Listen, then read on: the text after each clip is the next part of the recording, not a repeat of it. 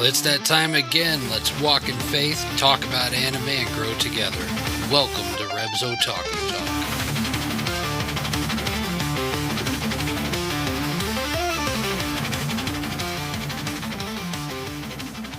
Hey Otaku family, welcome to Reb's Otaku Talk Studio Ghibli Fest. I'm your host Rev, and with me are my co-host K2. Howdy, howdy. And Raver Mom. Hi. And getting the biggest birthday present she could ever ask for is Princess Mininoke. Hello.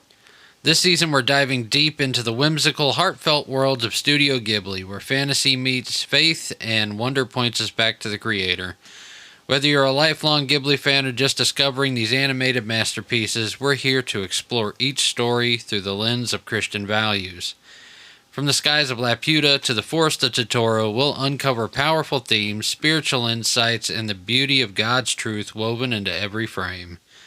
So grab your favorite snack, open your heart, and get ready for the journey where faith and fandom soar together. This is your Christ Walk with Otaku Talk. Studio Ghibli Fest starts now. Today's episode, we will immerse ourselves into the world of Princess Mononoke to take a deeper look into some of the women of the Bible and how God used them to do some extraordinary things. Princess Mononoke was made in 1997. It is a stunning and thought-provoking animated film directed by Hayao Miyazaki and produced by Studio Ghibli. The story follows Ashitaka, a young prince from a remote village who becomes cursed by a demon boar while protecting his people. In search of a cure, he journeys west and finds himself caught in a fierce conflict between the forest gods, led by the wolf goddess Moro and her human companion San, or Princess Mononoke, and the humans of Irontown, led by Lady Eboshi, who seeks to expand her settlement by clearing the forest for industry. As Ashitaka witnesses both the destruction caused by human ambition and the wrath of nature's spirits, he strives to bring peace between the two sides. The film explores deep themes of environmental balance, the cost of progress, and humanity's place in the natural world. With breathtaking animation, powerful symbolism, and moral complexity, Princess Mononoke remains one of Miyazaki's most impactful works. A timeless story of conflict, compassion, and coexistence. So this was, I want to say, probably the second Ghibli movie I ever seen. Okay. So I've watched this one for quite a while, and each time I watch it, I still see something new.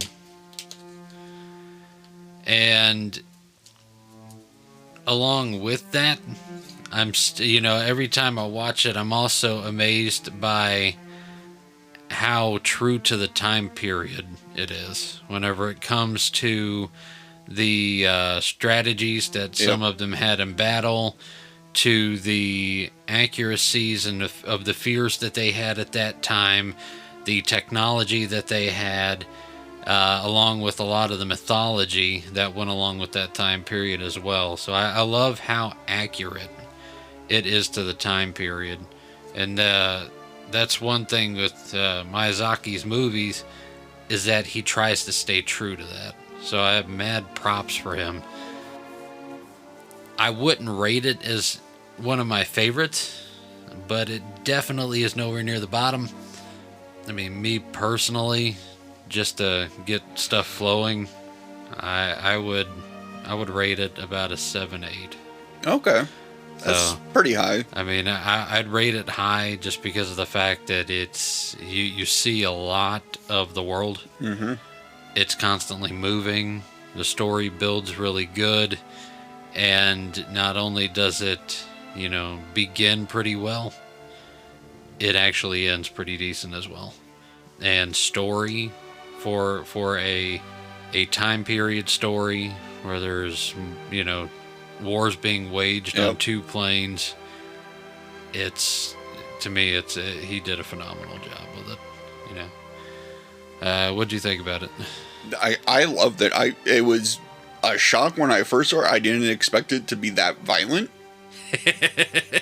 That was a bit of a shock compared to all the others that we've seen. Yes. But I I really did enjoy it, mainly for a lot of the same points you had with the time period and the setting, the world building. Mm-hmm. I give it a solid 8.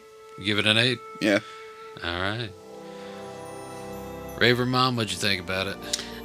So this is a weird movie for me, only because the first few times that I've seen it, I actually didn't watch it. I was listening to it because it played in the back part. I had a car that had screens in the headrest, and the kids would watch it. I know that sounds probably bad, but the kids would watch it, so I'd hear it on the TV or on the little screens, through the car system. Yeah. And I thought it was kind of a cool movie. I didn't realize until I actually watched it, because of course Rev watched it and knew what it's about. So I didn't think anything of it until I watched it and I saw, oh, there goes a limb, there goes a head, there goes, a couple of arms, I was like, oh, okay. And then when they reached Irontown and there was this guy that I'm watching it and I zoned in on one part of the screen and all of a sudden, on the other side, there's this backside nakedness. And I was like, okay. And we're letting all of our kids watch this? Sure. The guy was, it is basically their bathing suit. I understand that. I just, so yeah, I mean, word to any parent out there that doesn't want any of that. It does have that in it. So I think I'd rate it a 7. That right there is just part of what shows that it's very true to the time period. Yeah. It is that if you take all of that into account, yes, I would agree. It is it definitely is true to the time period. But I don't think... You don't want to see backside, gotcha. I don't. Not necessarily. Not even in a cartoon. But, yeah. So I rated a 7. All right. Princess Mininoke. You're like the short version of Princess Mononoke, which is pretty much where your name for the podcast came from.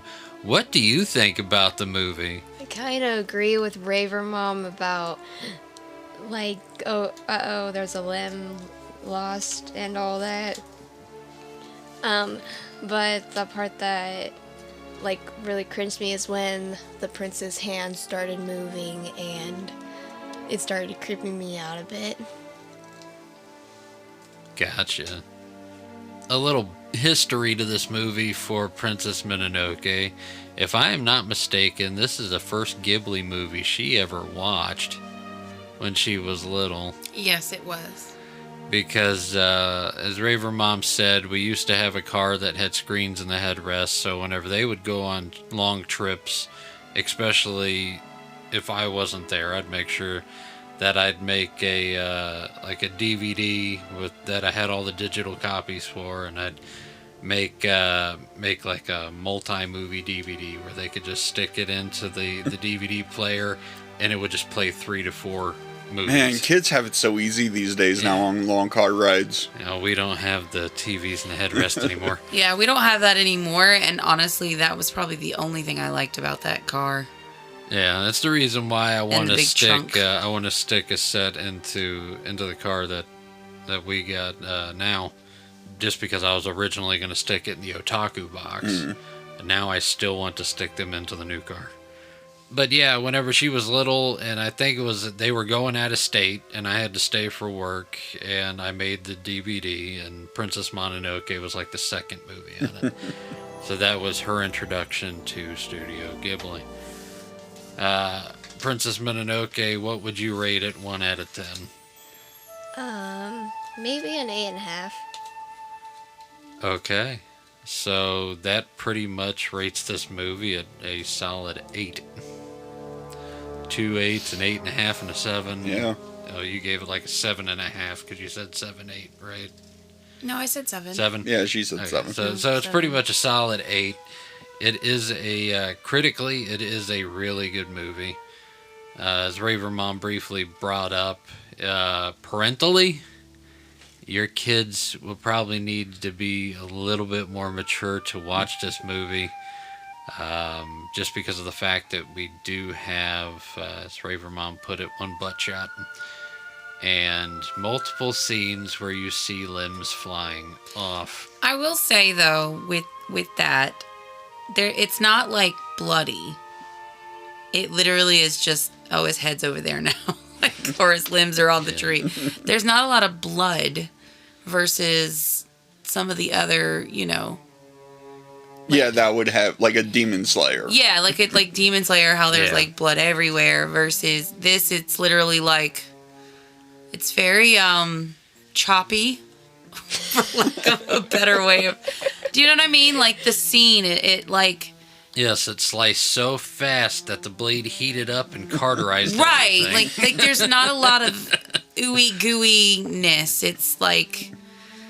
The arrow was shot or the blade was hit and so, and some of that parts are kind of far off too. So, yeah, I mean, it's not a lot of up close and personal.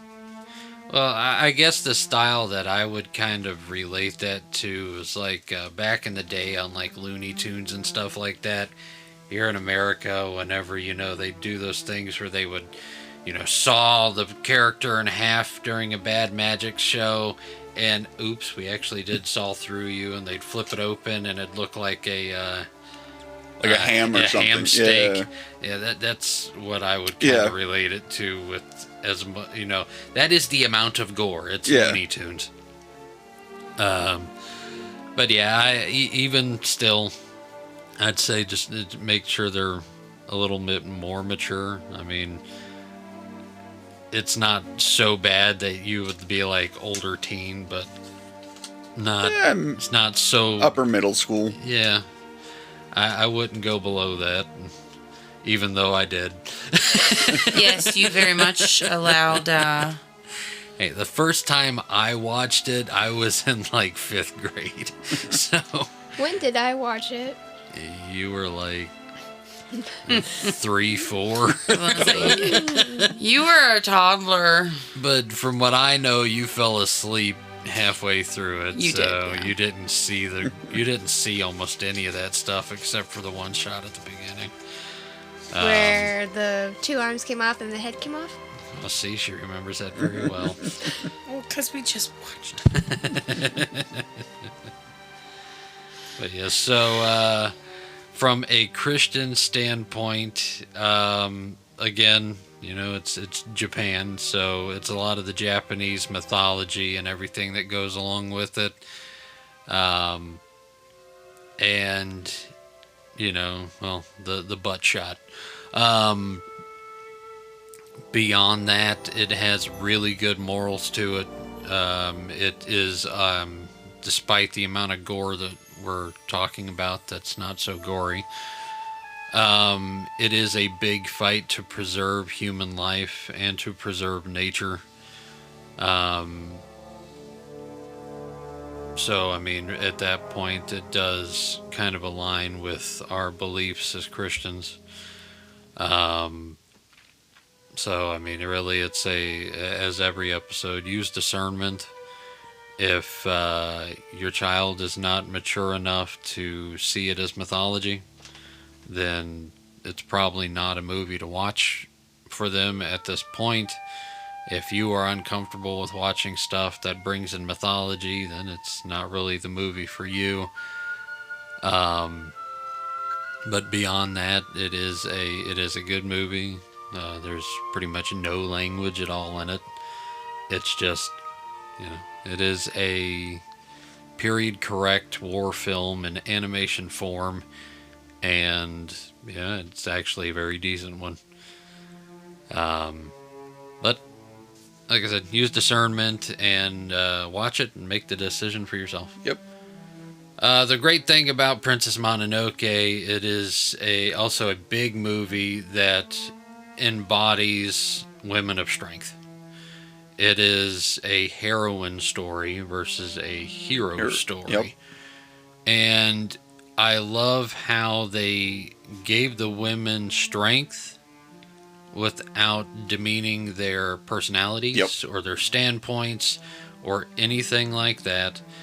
They showed how women can be bold in being a woman and it shows their natural strengths. And it is really cool to watch a movie like this, which is probably the reason why I didn't feel bad letting Princess Mininoke watch it, was because of the fact that I do believe that it is a positive reinforcement for women. Yep. Especially from the many standpoints that they had in this movie, from leadership to faith to standing for what you believe in, and just showing raw strength, not just in personality, but in what they can accomplish. Yeah. And looking at this, for me, I can, look to women in the Bible who had a lot of the same characteristics. And, well, being the lead woman on the podcast, Raver Mom, is there a woman figure in the Bible that you could say that you look up to, or that you thought is just a really cool story? Honestly, I was wondering why you were looking at me like that and where you were going. Is there someone in particular? Honestly, no. Not in particular. I feel like it depends on what season I'm in my life. There for a while, I looked to the story of Esther, and how she went through the struggles that she went through and had to be bold in who she was and confident in where she came from.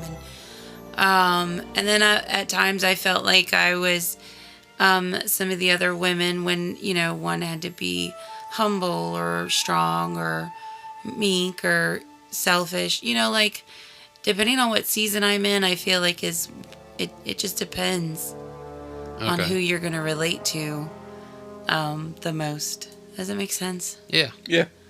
Well, you brought up Esther. What are some things that, we could learn from Esther? Well, I mean, one of the biggest thing is just remembering, just remembering to be strong in her own self. And, I mean, she had to hide who she was for a reason, and I totally understand the reason. But whenever it needed to be known, she was extremely strong and confident in that. And it might have taken her a couple of times, but when it meant the most that she needed to stand up for herself and her people, she risked everything to be able to prove that, and show that she cared for her people. And, I mean, in turn, God blessed her for it. Yeah, that's definitely true. I mean, it kind of reminds me of that word that we had in kids' church today, and it gave the definition for meekness. Is it strength in silence? Meekness is a strength that is quiet. I mean, it's like, normally you think of the meek, you think of somebody who's weak, but it's not really weakness to be meek. You're in silence until the moment whenever you need to be heard. Yeah. And it's strength, it's strength in waiting. And Ruth had that by the load. Yeah. Not Ruth, Esther. Esther had that in the load. Yeah. And Esther is one of my favorite women in the Bible.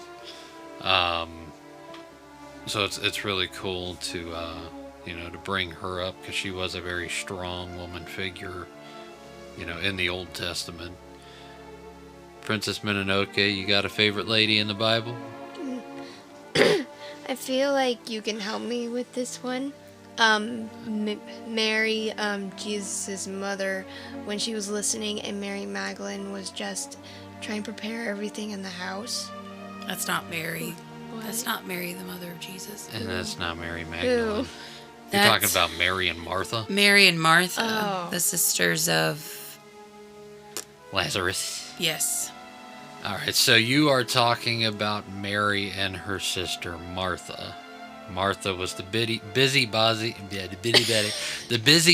in the kitchen who got upset because Mary was sitting at the feet of Jesus, soaking in what Jesus had to say, right?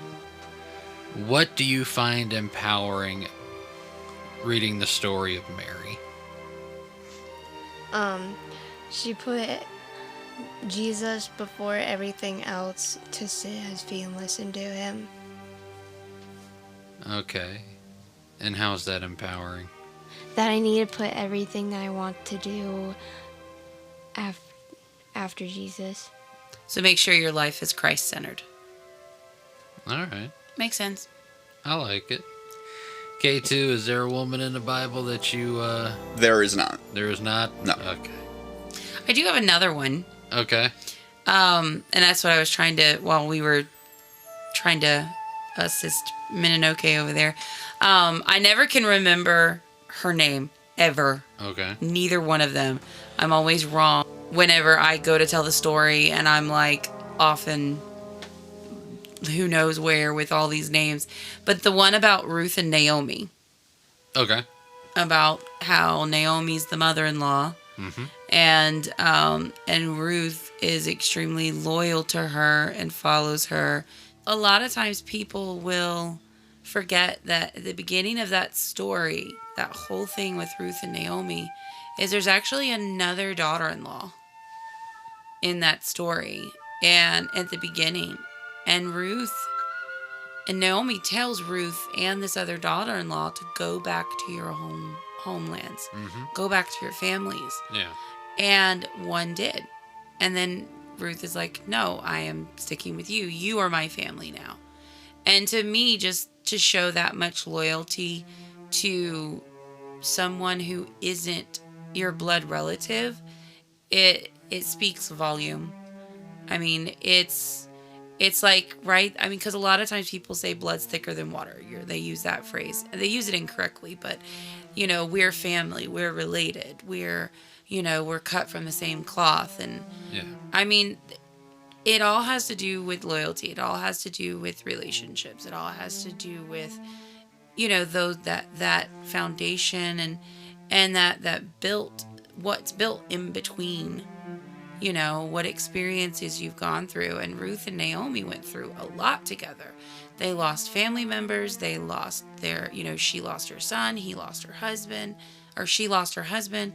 Naomi lost a lot, but through everything, even whenever they went to the new land and she met Boaz, she still followed Naomi's lead. She still listened. She still took her wisdom. And to me, that's pretty, you know. Yeah. That's yeah. awesome. I thought about that as well when, you know, preparing for this episode, and the importance of it that is hard to be missed is the fact that Ruth was not Jewish. Mm-hmm. And back in the day, whenever you were to marry another culture, the woman would then take the religion and culture of the husband. Mm-hmm. And so she was a Gentile that basically married into the Jewish faith, so to speak. And the fact that whenever she was released from her obligation, so to speak, that she remained and she took the identity of a Jewish woman, speaks A lot of strength. a lot. That's a ton of strength. Mm-hmm. And I believe in the whenever Naomi released her and she refused, she said basically no. Where you go, I'll go. Mm-hmm. Where you stay, I'll stay. Your God will be my God. Yep. She basically pledged the rest of her life to Naomi to be her daughter. And it speaks a plethora of, you know, character from Ruth. And I mean, You said her strength, her wisdom, her heart. And in that story, you see her humility. She was a very humble, strong woman. Yeah. And to be humble and strong at the same time, That's a rare trait. I mean, even for, woman or man, that's a very rare trait to have both.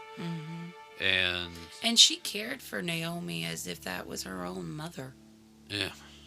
Throughout that entire story. I mean, it's one of those really, I mean, the Bible's full of a lot, but that was the other female story that I was trying to remember the characters, their names, and like I said, I always get them wrong. So, but anyways, another woman that comes to mind for me is Deborah from the Book of Judges. Oh yeah, the only female judge.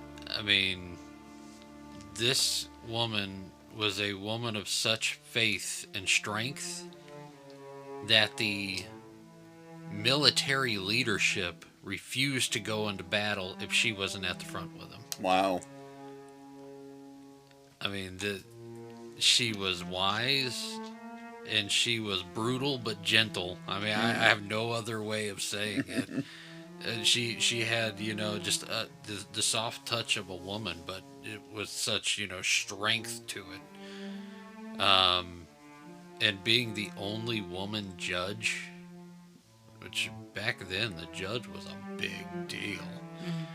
And to be taken as a woman in that position is huge. And she did a lot too. She was one of the more positive judges. Where they a lot through the Book of Judges, they, that's why it's called that. And she was one of the ones that actually made a big difference versus some of the other ones that really didn't do that well. She was very wise. And I personally, I think, taking all of these women and looking back to Princess Mononoke, you can see where both San and Lady Eboshi had that, both of them had those characteristics in some way, shape, or form. I mean, Princess Mononoke was more of a, save the trees type person, where, and in her leadership, she showed compassion and love and respect for nature. And no matter how much she disliked humanity, whenever Ashitaka came into the picture, she kept saying she hated him, but you can tell she did. Yeah. And then Lady Eboshi, she was a woman of leadership. She wanted to lead her people to the next step. Yep. And one of the biggest things is that all of the women that worked in her village, that were a part of her village, she saved all of them from brothels. Yep. And she gave them a new life and a new identity, and she wanted to build a better world for them and empower them where their power and identity was stripped away from them. Yep. And I think that, that speaks a lot of strength and compassion and love even there. I think the biggest difference between the two, and I guess not really even a difference, is whenever they were out of the public eye, they showed that meekness. Yep. The reasoning behind their strength they held in silence. And they let that empower them. I mean, do you see any other parallels between? No, I think you hit the nail on the head. You did a good job. Yay! Well, in Princess Mononoke, we see powerful women like San and Lady Eboshi, each embodying strength, conviction, and courage in vastly different ways. San fights fiercely to protect the forest and the spirit she calls family, while Lady Eboshi boldly leads her people with compassion and vision, even if her actions bring destruction. Their stories mirror many women of the Bible, like Deborah, who led the Israelites with wisdom and strength, or Esther, who used her position to protect her people. Both the film and the scripture remind us that God often works through courageous women who stand firm in their convictions, even in the face of conflict. Just as San and Eboshi learn that true strength comes not from domination, but from understanding and compassion. We are reminded that the women of faith throughout the Bible found their greatest power in trusting God's purpose, whether standing for justice, nurturing community, or defending what's sacred. Their legacy, and that of Miyazaki's heroines, call us to seek peace, act with courage, and honor the divine balance between creation and our calling within it. What is one thing that you saw in Princess Mononoke that you would say impacted you the most? Princess Mininoke. How the prince wanted to protect the life in the forest and the animals and the humans and tried to help them live together in peace. So you were... She was more impacted by the boy. Yeah. Forget the women of the story. She learned everything she needed to from a man. How about this? Leave it to the teenage girl to pay attention to the boy. How about this when the wife came over to her husband that got saved by the boy and started yelling at him? So what did you get from that? I can yell at men when they do things that are Oh my goodness. I mean, she's not wrong. It's not a good lesson to have, but it is a message. Well, now we know that I don't have to worry about her getting married. Gotcha. All right. No boys because she's going to scare them off. Well, I didn't scare you off. You weren't yelling at me either. At least not till the ring was on. That's how it always is. And all of this is not going to be on the podcast. All What? bloopers. Why not? You want it on there? Fine. Oh my. You showed me your power when the ring was on. I kind of feel like you knew that part of me. I knew that Or- you were strong as snot. Or that not the strong part, the independent part. Because honestly, I feel like that's where we clashed. Yeah, A lot that was is where we clashed. is because that's how I was raised, to be independent, not dependent on a man or whatever. I kind of feel like that's what I liked a lot about the movie. Is in the Iron Town with the brothel women Yep. and all that, how they depended on the men but didn't depend on Yeah. the men. Like it was like an equal kind of trade, you know? Like the men did their part, the women did their part. And I mean, granted, the women might have been a little more on the hierarchy, but at the same time, like they still took care of the men. They still respected the men. They still, I mean, in their own way, you know? I mean, because when she came down that mountain and she was yelling at him, it wasn't because of the fact that she was trying to disrespect him. It was like, it was her way of showing, like, I'm so glad you're not dead. Yeah. I mean, Yeah, I have a feeling the way she reacted would be the way you would react. yeah, like get your stuff and let's go. I mean, because like if you actually think about it, a strong woman like that isn't going to really show her soft side in public. Yeah. Yeah. So, I mean, Yeah, no, that I saw that woman screaming at him and I was like, yep, that's Raver Mom. I don't know if that's a compliment or It I think is. it is. It is a big compliment. You are a strong woman with a big heart, and if I were to just disappear and you were to think that I was dead or something like that, and I showed back up, you'd be yelling at me. Well, I definitely would. And then because you as just I put me look at you through and all be that. like, why in the world are you yelling at me? I didn't do anything. And then you'd look at me and go, well, geez, maybe you should have died. Then I could have got another husband. You know what? I shall remember this, just so you know. What? That way, if it ever happens, I'm going to do exactly that. And then I'm going to fall to the floor laughing just because I know where it's coming from. Oh, my goodness.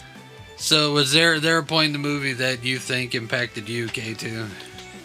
I don't think so. I mean, I always liked the theme of industrialization versus nature. Yeah. And I'm always picking the side of industrialization. Of course, because Kill the animals! Computers would not Exactly. exist. Yeah, but you got to remember, last episode he was, what would you ask the animals? Well, I think I'd ask every dog if their owners are nice. Yeah, Well, dogs are different. dogs are different. Dogs are family. But without other animals, the dogs wouldn't eat. Yeah. Oh, we give them kibble. I mean, people gotta die sometime. Wow. Now it's like Raj from Big Bang Theory. I would happily be the num-nums.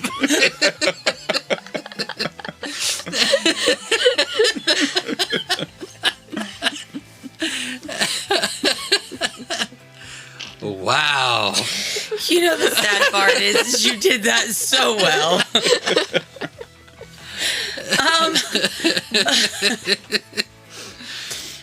Listen, I'm with K2. There's a point where animals have their place, and then there's a point where, you know, they don't. Dogs are one thing. I feel like dogs can be a companion and, you know, someone to be there for you. At the same time, they could be trained to work, and where a cat lazes around, and I could care less if it was here or not. I mean, I'd be sad if she left. So, I mean, but you know, I get it. I get it. Did you get anything out of the movie, Raver Mom? Yeah, that, you know, if something happens to you and then you come back after putting me through all that stress, I'm going to yell at you. We went over that, remember? Okay. As long as that's where we're at. Oh, and I want a wolf. You want a wolf? Big and white. Yeah. It can change colors in the summer. I want a wolf. Well, they're bringing them back, so I know, right? Well, the only legal ones are hybrids, so Yep, I want a hybrid wolf. a hybrid wolf. Okay, when the kids are out of the house. If you could sit down with one woman of the Bible, who would it be, and what would the top question you would ask them be? Eve, what was your problem? Well, what happened was... My goodness. Listen, when my third graders find out at the beginning of the year, so if Eve and Adam didn't eat the apple, we'd all be naked? Yes, no fig leaves for you. Technically, yes, you are right. Man. Of course, technically, you probably wouldn't be at school right now if she didn't eat the apple. Yeah. we would So have to speak. replicators everywhere. We wouldn't need school. Yeah. Yeah, that We would have all the knowledge in the world that we need to live, and we would just be in a 100% constant state of joy. Could you imagine that, being in a world just where you're just happy all the time? no, I'd be worry trying in to the world. figure out what everyone's eating. Raver Mom be like, show me the tree. Yeah, no, I've seen where this goes, and it does not go in good places from my fantasies that I indulge in of Warhammer 40k. So Warhammer. yeah, Oh, okay. Okay. So is this supposed to be funny or serious? This is the funny question. yeah. Okay, good. Well, it is a fun question, but so far it's hilarious. We can go with I it. went the right direction. It is supposed to be a fun question. I mean, your answer can be serious, it can be funny, it can be whatever. You know, as a mom, though, I'd probably talk to Mary, Jesus' mom, Okay, why? just to see how it was to be, I mean, from a mom perspective, just to see how he was as a child. Because, I mean, it doesn't really talk about Other than when he runs, well, he doesn't run Yeah, away, when he but like around 12. whenever got- but I mean, like, as a toddler and adolescent years, and, just to kind of have that filler info of how it was, and when you found out he was going to be the Christ, and like what went through her mind, and did she know that he was going to die, and, like, I don't know, just to get her. I mean, she'd do it all over again, yeah. but like, I don't know, just. Did you pay attention to all the prophecies that you were told in Tipple? I think that would be the biggest question. What? Nothing.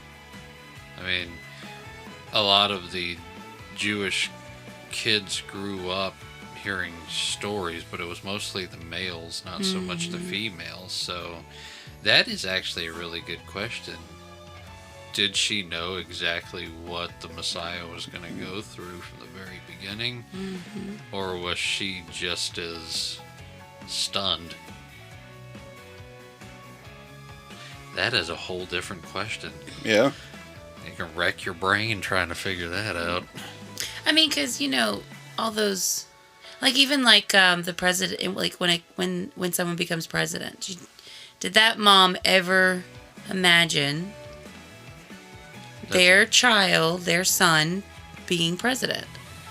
Or a big CEO, or an actress, or an actor, or, you know what I mean? Like, Yeah. or an astronaut, Yeah. or, like, Podcast host. Yeah. your mom knew that was going to happen, because you just weird all around. So that means that everybody who is annoyed by the song Mary Did You Know realistically can't be annoyed by it because of the fact that historically there's a shot she didn't know anything. Yeah, because there are people that get very upset about that, and it's like, yeah, she did know. Well, I mean, though, did she? Like, did she really? Yeah. I mean, she knew he was gonna be, she was carrying God's son. Like, she knew all of that, but like, how much past that did she know? Yeah. Because it doesn't let on. Like, how did she feel about it? It probably doesn't matter, but as a mom, it matters to me. Yeah. So, K2, is there a question you would ask a woman in the Bible? No, I don't think. I go with Raver Mom's answer for kind of like, the same query. Eve, what in the world were you thinking? You know what we could do? Judas's mama, smack her in her head. Miss Iscariot, we're here to talk to you about your son Judas. I mean, but granted, I guess if that all didn't happen, we wouldn't have the Savior. Yeah. All of that. But I'd still smack her in the head after. We also wouldn't have the tales of vampires. Okay. Anyways. Princess Mininoke. What would you ask a woman in the Bible? Who would you ask? I don't know. She'd go with Martha. You like that story. Mary, not Martha. No, we could ask Mary, what in the world is your problem, chick? I thought it was Martha who's cleaning. That's not what I said. Martha, what would you...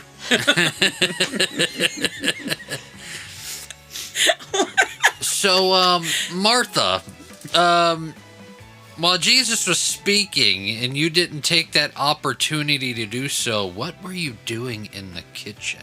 She was preparing food. So is chopping a salad and preparing week-old bread really worth missing out on that? Well, I mean, wouldn't you want to prepare food for a guest? Because at that point, he's known as the king.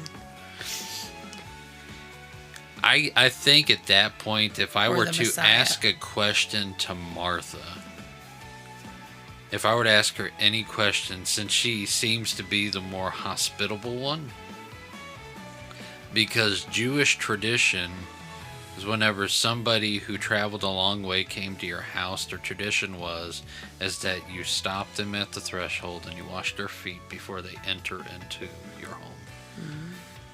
What was it like washing Jesus's feet and having the honor to do it multiple times. I mean, really, you got to think. Jesus washed the disciples' feet at the Last Supper, but traditionally, Martha and Mary would have had to have washed his feet the multiple times that he came to their house. That right there is something to think about. Yeah. Oh, I got a question. I got a question I might ask Deborah. What would you ask Debbie? Please don't call her that. What was it like to be the first... Wait, was she the first woman judge? She was the She was the only woman judge. Yeah, what was it like to be surrounded by men almost all the time? Seeing as they were begging her for her help, she probably felt pretty good. Princess Mononoke challenges us to look deeper at our hearts and how we respond to the struggles between creation, purpose, and conviction. Just like the women of the Bible, we are reminded that faith, courage, and compassion can shape the world around us when we choose to listen, learn, and lead with love. And now it's time for questions in a cup. Yay! Yay! Raver Mom. I thought you were going to say silly songs. And now it's the time for Silly Songs with Larry. The part of the show where Larry sings a Give silly this. song. Now's the time for Questions in a Cup. The part of the show where we read questions from a cup. Now, without further ado, questions from a cup. Oh my goodness gracious. All right, I will draw the first question from the cup. What are your thoughts on the Dr. Stone anime? Holy cow, I have been dreading this question for so long. Never seen Because it. I actually started watching Dr. Stone last year while me and K2 were working at the high school. They're coming out with a new season. Oh, that's I terrible. saw, I think, like, the first season of it, and, like, that was it. I think it is hilarious. Once it gets rolling, it is as funny as can be. So why were you dreading the Because of the fact that it is a show where they deny faith completely and they are all about science. Oh. It is a science, like, there are points where they bring faith and science at each other, but because the show is so science focused, science is always the overtaker, but faith always has that grinding undertone. So, I mean, it is a funny show to watch. The science behind all the experiments and everything that they do on there Yep. is pretty accurate. It's real, yeah. How to build a rudimentary steam engine, how to make a generator out of nothing. I mean, how to make a soda. Yeah. With nothing to make a soda, you know? It is, all of it is pretty crazy, cool, accurate stuff. But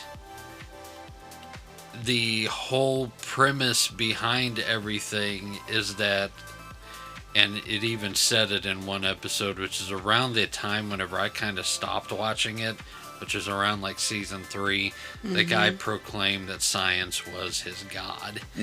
And he worshipped science. And I'm like, okay, I've got to slack off on this because it's going in a weird direction. But I always wondered, because they are at a time, the show is basically based about a event happened and it turned humanity into stones, and they were stuck in these stone bodies for over 1 million years until the guy who's, becomes Dr. Stone is broken free of his stone, his stone prison. And there were already, there were people in space during the time of that whole thing. And those people, they returned to Earth by the skin of their teeth. and those people started like tribes. They were the start of the tribes that would be on Earth at the time that they woke up from their stone naps, so to speak. And it was all about fast progress. Let's see how fast we can, and you'll even see it. We have entered the industrial age. Yes, speedrun evolution, or not evolution, but yeah, technological ages. And my whole thing behind it is there comes a point through all of that stuff where, even now, scientists, they search and search and search and search and search for the answer of how we started. They look at string theory and dark matter and the Big Bang theory and all of this stuff. And a lot of your scientists and physicists are coming to the conclusion of, we have broken this down all the way to the smallest basic piece of a molecule, of an atom, of all of this stuff. And the only conclusion that we can come to is it had to be created and there is a God. So my whole thing behind it, and why I'm kind of curious to continue, like to start it back up, is I would love to see if they ever get to that point. Mm-hmm. Because the first physicist to ever come to that conclusion was from either Japan or China. Okay. And I would love to see if they get to that point in that show where they have to, they get to that point where they are back so technologically advanced that they have to face that question. Mm. But yeah, no, it's one of those shows where it's like, I enjoyed it, but I didn't care for the direction it was going in. Okay. But the curiosity of, will it follow the natural order that science is already making, to where they have to face that question? And I would love to see if it gets to that point or not. Interesting. But yeah, that's my look on Dr. Stone. Sounds cool. Okay. K2, you got anything on Dr. Stone? Just like I said earlier, I really only remember watching the first season of it, maybe going into the second. Gotcha. Yeah. And then after that, I kind of just, I would like to continue watching it, but I just haven't had the time to pick it back up. Yeah, so I just gave you a bunch of spoilers. Yeah. not really. Like I knew what goes on and how he creates stuff, so. Yeah, I'm talking about how there were still people there. Yeah. Oh yeah, no, that part I knew. Okay. All right, who wants to draw next? Mininoke, you want to draw a question? Yeah, Mininoke can.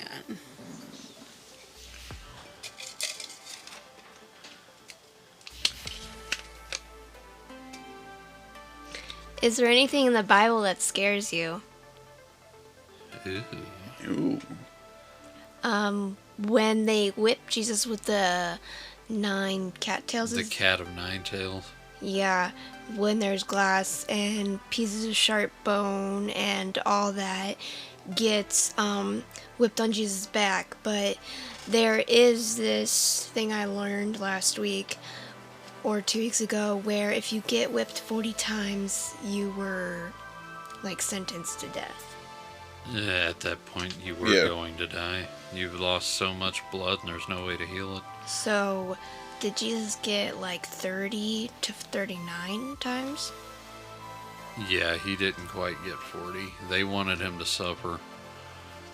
So they didn't give him the death beating. They wanted him to suffer because they wanted him to die publicly on a cross. Yeah, I think they whipped him 39 times. It was one beating away from it. And when they went to the cross, they did that because when they're up there, their arms are spread so wide that they'll start losing oxygen because how high they're up. Well, that's not it's because of your muscles, and you can't breathe. Yeah. It's not the altitude. Yeah, it's all on how wide they have the chest opened up. That is a scary thing to think about. And honestly, because we watched My Last Day, and that was one of the key things in that anime that they showed, where whenever he was witnessing Jesus being beaten, the look that he had in his eyes was terror. Yep. So I mean, it's a scary thing to think about. Yeah. You know, and if you were actually there, it'd probably be even worse. Anybody else have an answer to the question? Anything scary in the Bible besides Eve eating the fruit? Well, I mean, there's a lot of things that I think that are scary in the Bible, but I feel like if you do what, you're supposed to do as a Christ follower and stuff like that, then being afraid, shouldn't be there. But I feel like at that point, though, at the same time, we're human, and so we're going to be afraid, like, naturally. I mean, right now we're at a point where we see a lot of people who are afraid. Mm-hmm. Yeah. I mean, it's all over social media. Everybody's talking about the end times, which we've known for years that we were in the end times. It's just now we're seeing a lot more prophecy being fulfilled, and you can see the panic on everybody from it.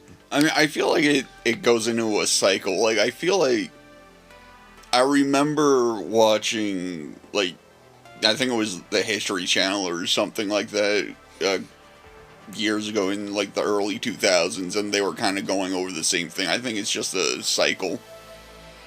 I mean, we go in and out of. There is a cycle of panic whenever it comes to biblical prophecy, because in the back in the early 60s, 70s, they went through a massive scare, especially going in and out of wars constantly since like the 30s.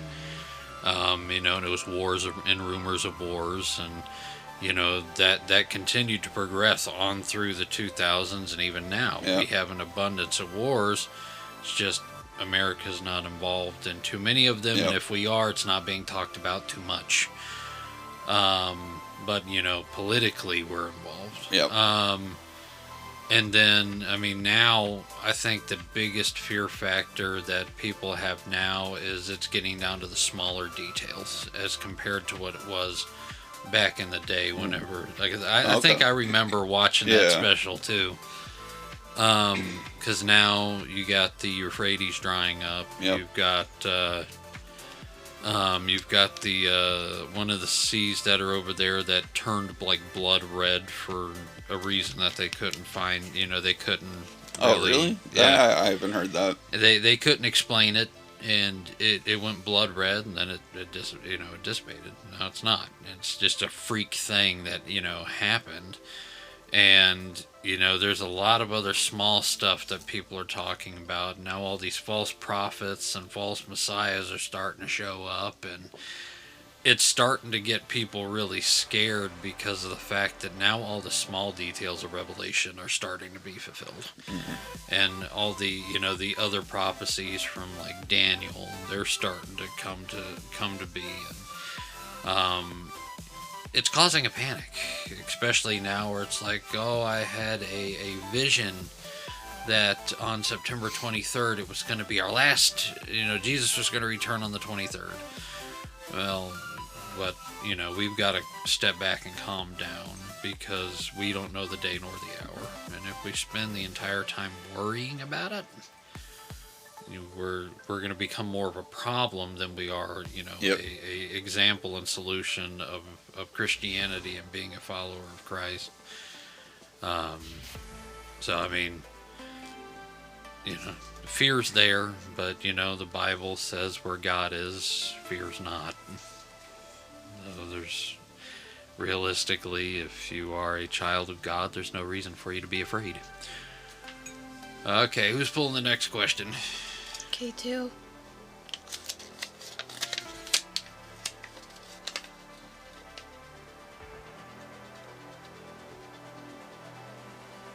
Oh, what does it say? It just says My Hero Academia is entering its final season. in 26. There's no question. There's no question. It's a fact. It's a fact. It could be a thought. What are your thoughts on the fact that My Hero is going to be closing out? Let's see, my thought of My Hero closing out, I think it's definitely going to leave a hole. I mean, it's been a part of the anime scene for the last 10 years almost, right? I think it started in 15, right? Yeah, somewhere around there. So it's definitely taken, one of the big three spots like Bleach, Naruto. It's a whole generation of young otakus that grew up with it. But I can't wait to see the finale of it. I've loved the series from the beginning. Okay, so now that you said it was one of the big three, you got to kind of elaborate on that, because a lot of people are like, you can't replace the big three. No, you can't. But it's definitely you're saying it's the up next to that altitude generation of the big three. Yeah. Not to step on any toes, but I feel like each generation has their own. Yeah. When it comes to that. Definitely. I'm not saying like the originals, obviously, that you have the original OG threes, but I feel like each generation, like he was saying, in the last 10 years has been and different than what you grew up. That seems to be like the thing that a lot of the elder millennials are getting to, is the fact that, because you got the younger millennials who are like, don't step on the big three. And the big three, to me, will always be the big three. But the reason why they're called the big three is because they stemmed from the Godfather anime. Yep. Yeah. They stemmed from Grandpa Goku. Yeah. And Akira Toriyama, he inspired the creation of what we know as the big three. Yeah. And even the creators of the big three, they called Toriyama Sensei. Yeah. He was the teacher, the master, he was the guy they went to, and he uplifted them and he nurtured them to create these masterpieces of anime. And that's where I think, you got... I mean, you don't have to call it the big three. You can call it like the Z3, Gen Z's 3, the Alpha 3, the Beta 3, because it's going to show up because of the fact that the Akira Toriyama and Ichiro Oda and the other two guys whose names I can't remember off the top of my head, who created the big three, they inspired another generation of creators to create something. And those guys inspired another generation to create something amazing. And so, I mean, I honestly don't think that, they should be called Big Three, but they definitely should have their spot. Yeah. Because, I mean, you got My Hero, you have Demon Slayer. You've got... I don't want to put Solo Leveling there because I still think Solo Leveling is a clone of everything thrown together. I don't think there's much imagination, and you guys can torture me in the comments about that all you want, but that's my opinion, and I'm sticking to it. Yeah. But I agree that that they have that momentum and that feeling and that atmosphere, and they have their spot. It's just not that spot. You said all that, and it was funny because I was actually reading an article that Oda did an interview, and because there's always the question of One Piece versus Dragon Ball. And Oda said in the interview that it will always be Dragon Ball first, then One Piece, because of the fact, and he even called Toriyama. Oh my goodness, Akira Toriyama, you were good. You were right. No. He said Toriyama Sensei, and he referenced how the fact that he was the one that inspired him to do what he did, and that he could only imagine being on the same level as the sensei and everything, and that One Piece will always be under Dragon Ball because of the fact that Akira Toriyama was the original inspiration to everything that he has done, which is to me is awesome because he is giving honor to the one that inspired so many and started a chain reaction. But I thought that was kind of funny. That was a recent interview that he had done. So. Oh, that's really cool. So that was kind of neat that you were. I'm sitting here thinking, did you read my brain or something? No, that's just it. It's the way it's always been. Well, for me, and that's he just has the way actually it's- vocalized almost exactly what you said. So There you go. The wisdom of Rev. oh my goodness. Oh my goodness. Hold on, I'm looking for. Okay, before I move on to my question, Okay. I want to give you an update on Demon Slayer Okay. and how it's doing. Only because you asked me the other day, has it reached number 1? Uh-huh. It has reached number 1 in Japan. Finally. It is number 5 in America. How? And it is, I don't know, that's just the article I read. I mean, it doesn't. It's pretty easy when there's nothing good in theaters. So Oh, no, I mean, how is it that low?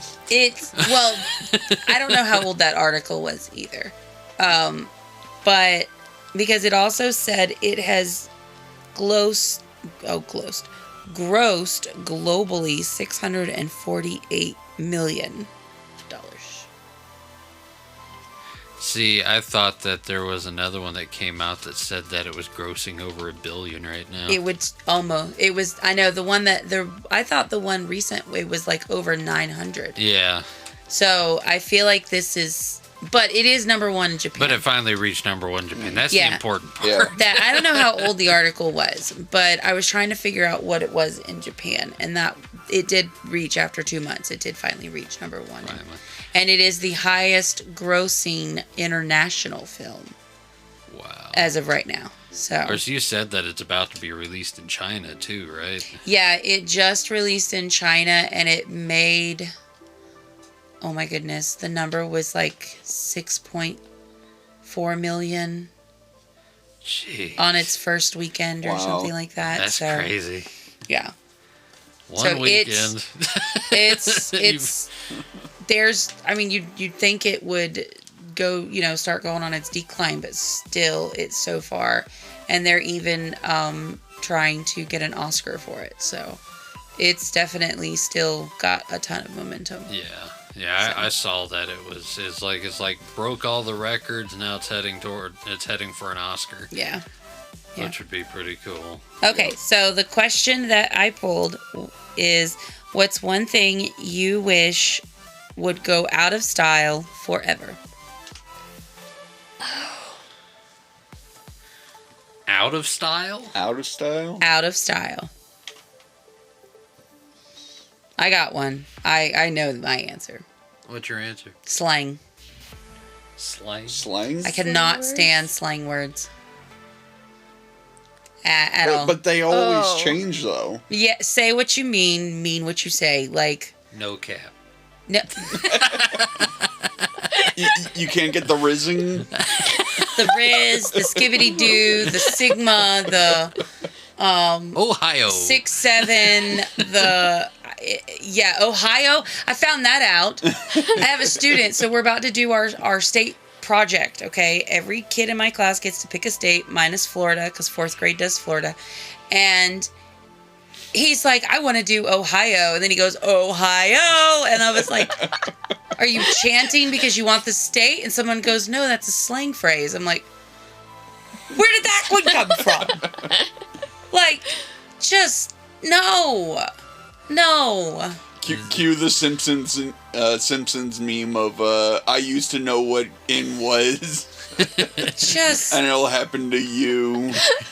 I mean, I feel like because I'm saying all of this, I have reached the level of old lady. If you really want to be annoyed, look up on YouTube Gen Z worship music. It is terrible. Because it is literally worship songs written all in Gen Z slang. Oh my goodness. That sounds bad. That sounds like the worst. I'd rather listen to the chicken songs. Even people who are Gen Z thought it was terrible, okay? I'd rather listen to the chicken worship music. I have a question. What is your question? Is tough a slang word? It could be. TUFF. I didn't know Ohio was a slang, and that's a state. I mean, I would say it's more of a meme than slang. I had a kid in kids' church today who turns around and looks at me while I'm doing the lesson. Nah, that's cap. That's cap. I'm like, man, whenever I was growing up, cap was something else. yeah, that was a dangerous word to say. And did he ask what? No, he did not. He just looked at me like I was crazy. Like, I don't remember when I was in middle and high school having words that didn't mean what they meant. But you get what I'm saying, though? Like, I was trying to remember the other day because, I mean, but I've always, I guess I'm just, it's because I'm weird. I feel like I say what you mean what you say. Like, just shut up with the skibbity toilets. Oh, Everybody's master of slang from the 80s through the 90s was Pauly Shore. I don't know who that is, but okay. Oh my goodness. Okay, somebody go next so I can get off my rant.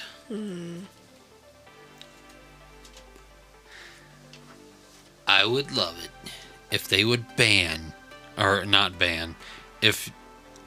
What was the question? Go out of style And never come back, right? and never I forever. really wish that Furbies would go out of style. Hey! Me and my sister have one in our room.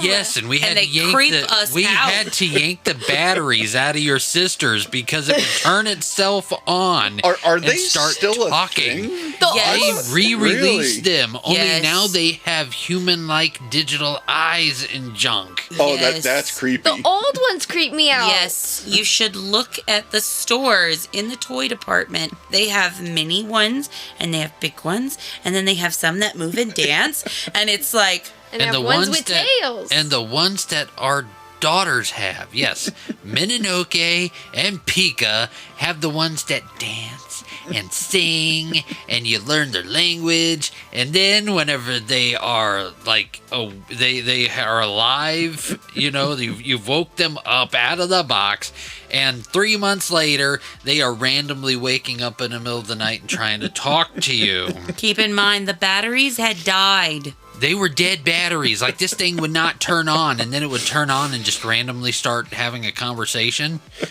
And it's like, And the worst part, K2, Nightmare fuel. is Yes. when you are walking through the house and you randomly see Furby right outside the girls' door. And you ask them later, why is Furby outside the door? Oh, it decided to turn on and sing something to us. And we were trying to sleep. And so they put it outside their door the middle of the night. It got so bad that Pika looks at us and goes, Dad, can you take the batteries out of Furby? And then you go to take the batteries out, and you have done nothing to this Furby. You've got it in its sleep position. And then it wakes up and it asks you a question, and you're like, you're about to go to sleep for a long time, Furby. So yes, Furby came back. Wow. And Furby is big. Mind you, they only eat pizza and you can make them throw up. Yeah, they've got all different kinds now. Now Furbies are bulimic. It's crazy. The old ones creep me out because their eyes.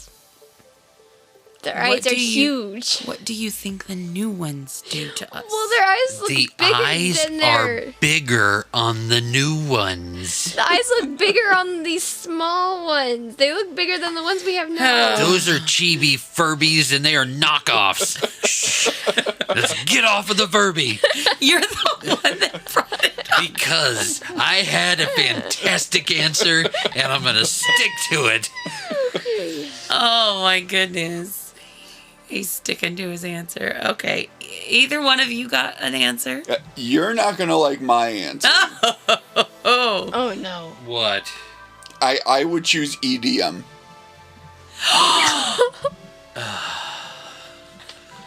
You heard him. I told you. Oh. Wait. Can you? K2 cannot leave because I am welcoming him in the house, whether you are upset with him right now or not. So to give a little background fuel to that, my nickname for this podcast comes from my DJ alias. And I am an electronic DJ by Yes. practice and trade. And he just totally and completely stabbed me through the chest. Listen, K2. Oh. I'm sorry. I had to. If the question If you was, ever ride in a car with me, we're blasting Darren Styles. if the question was what kind of music you wish would Yeah. go out of style, I would have said rap, which would have hurt him too. It depends what rap we're talking about. Anything from the 80s or from the 90s onward, I would agree with. Get rid of it. Like 2000s and up. Yeah. Some 2000s is good, but yeah, most of it just Yeah. get rid of. Yeah. Are you talking about the old school stuff? Get rid Yeah. of it? No. Keep No, the old Keep school. the 2000 and Yeah. up, Oh, get rid okay. of. Yeah. Okay. About to say, man, that's like the pinnacle of actual rap. You know, there was I drove Rev's car the other day, and he was asking me, "Do you want music?" Sure, I don't care. What do you want it on your phone? Blah blah blah. He puts in this little bitty USB whatever into his car, and it's playing. And he goes, "Okay, if you hit this button, it'll go to the next track. If you don't want it to." You know how many songs I skipped? 237. No, it's like 300 and something on that thing. But I skipped so many. And some of them, most of them were by Baby Raver. That's the name of the album. Well, it doesn't matter. Like, oh my goodness. Skip. I didn't even let it play. K2. I just saw the name and I was like, skip.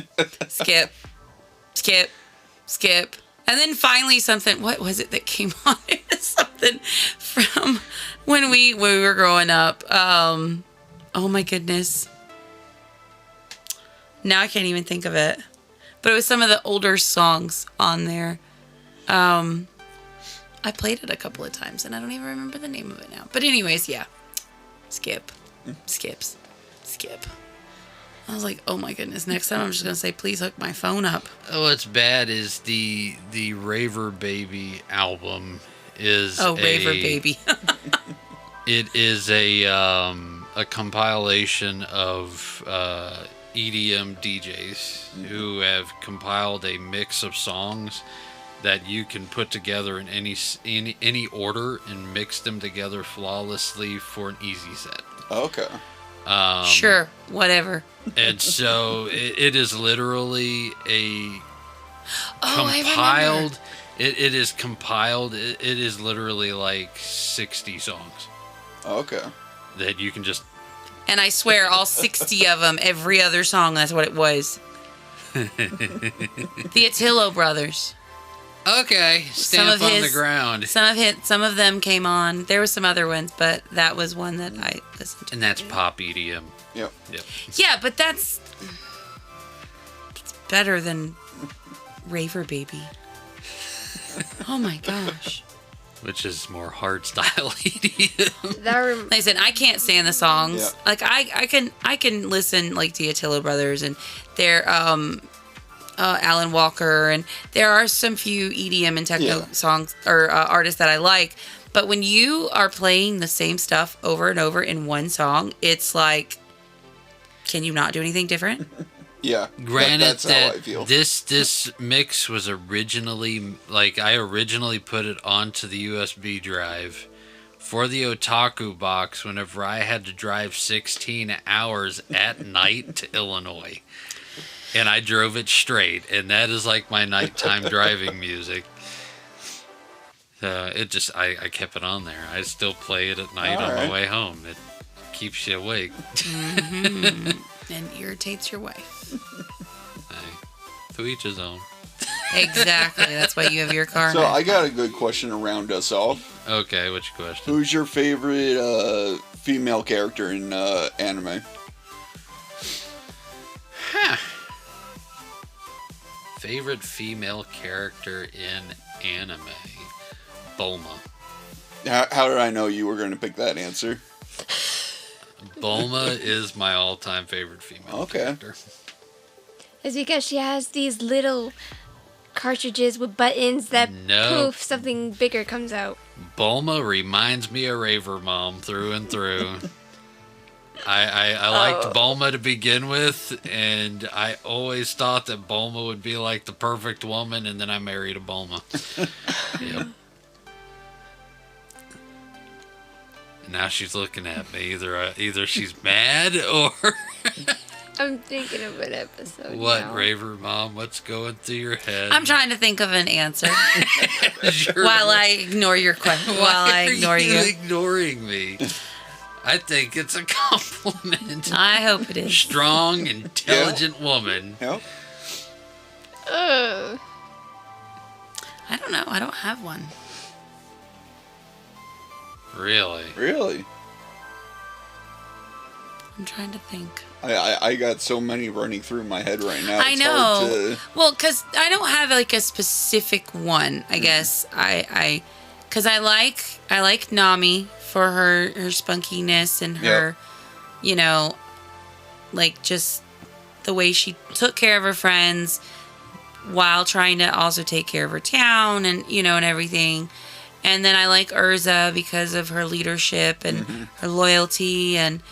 She made sure that everything, like what she did it with honor. And then I like Bulma for who she is and what she represents. And so, I mean, I guess I just like that kind of character. All strong women. Yep. Yeah. So, I don't have one particular that I act like my top one. You don't have a top? Okay. No. I got a top 3. Is that good enough for you? Okay. Yeah, I mean, because I'm torn between two. I'm torn between Bella Lyka from Black Lagoon. Mm-hmm. Okay. Basically a mob boss from the Russian Spetsnaz army. Strong woman. Yeah. Yeah. And then Sarah's Victoria from Helsing. Okay. Strong woman. Yep. So, K2 needs a scary, strong woman. So, if there are any scary, strong women out there listening to this podcast, leave a comment. Yes, I'm trying to get you a girl, man. I need somebody to pal around with. Yes, Raver Mom needs another woman in the studio. So, we're looking for K2, a girl. Somebody that won't butt heads with me, though. That's the problem with me. That's pretty cool. Mininoke. Anime lady. I like Kiki. I'm just kidding. I'm kidding. I just had one. Don't say Misty. No. Okay. That I'm not that scared of bugs. You're probably gonna start cracking up. K2, what was that? Well, who was the main character in Girls and Panzer? Oh my goodness. Miho? Yeah. Okay. I forgot about her. A strong woman who hadn't found her strength yet. Gotcha. That sounds about right. Yep. Oh my goodness. All right. Do we have time for a song? No. We're not playing Grape Ninja Gum. Throughout Scripture, the women of the Bible show us what it means to walk in strength, faith, and grace. Whether it's Esther's courage, Ruth's loyalty, or Mary's obedience, like them, we're reminded that true impact comes not from power or position, but from a heart that trusts God's calling and moves boldly in love and purpose. And as we look at those stories brought to life by Studio Ghibli through the lens of faith, let us be reminded that the greatest adventures aren't just on the screen. They are in how we choose to live out God's love, hope, and grace each day. Join us as we close in prayer. Father God, I thank you for Princess Mininoke. I thank you for another blessed year, and I pray for another blessed year ahead.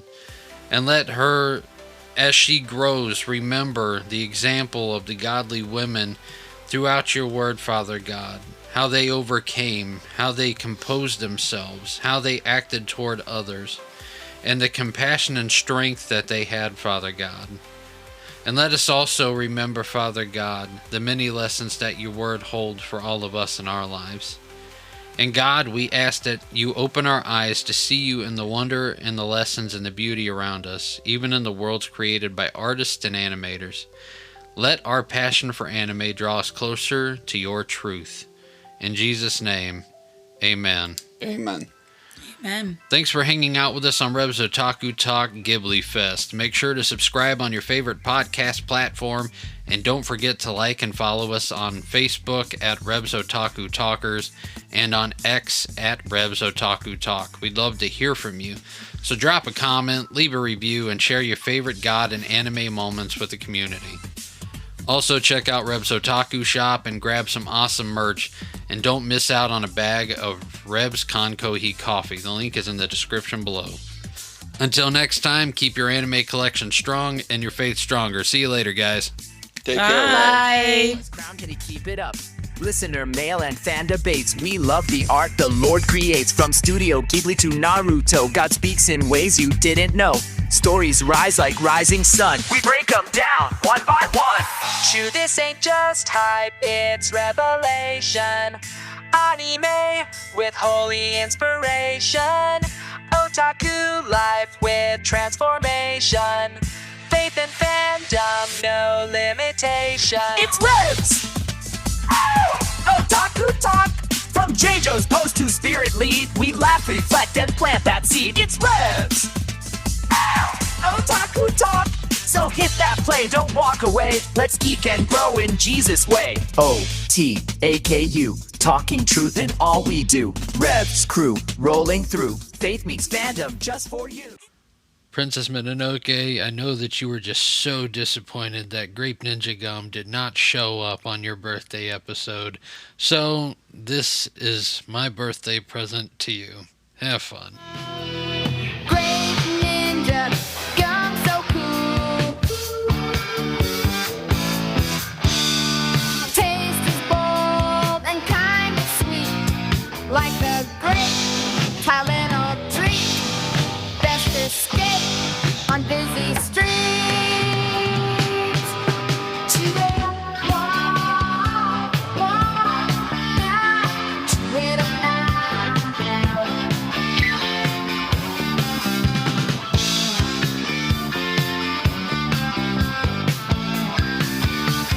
Purple power burst and pop.